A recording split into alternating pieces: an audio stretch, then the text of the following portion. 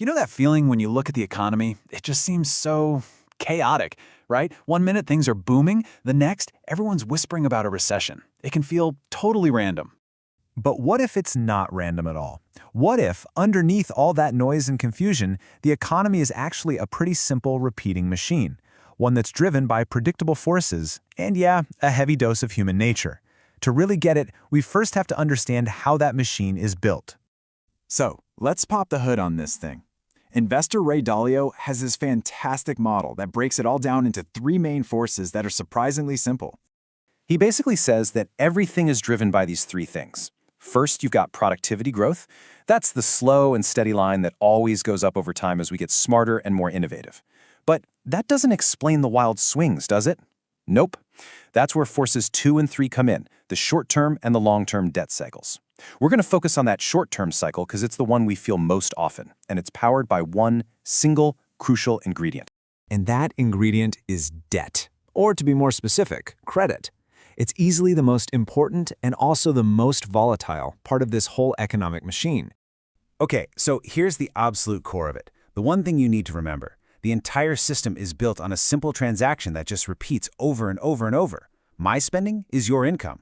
Your spending is somebody else's income. And credit is like a superpower. It lets us spend more than we make.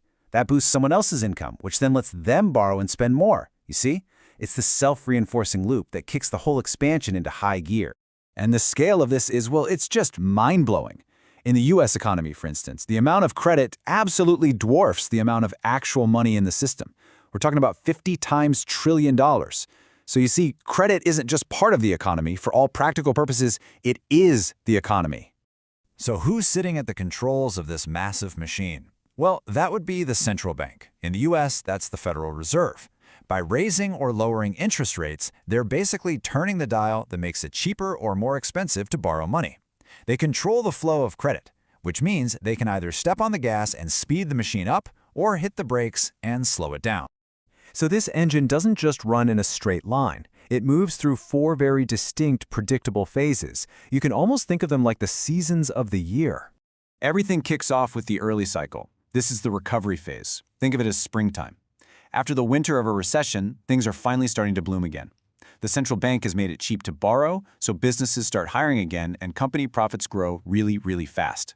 It's no surprise that sectors that love cheap money, like real estate, or those tied to people feeling good and spending again, like retail and travel, tend to do awesome. Then we move into the mid-cycle, or the expansion. This is usually the longest phase. It's our economic summer. Growth is still solid, but it's not that explosive rebound we saw in the spring. Confidence is high.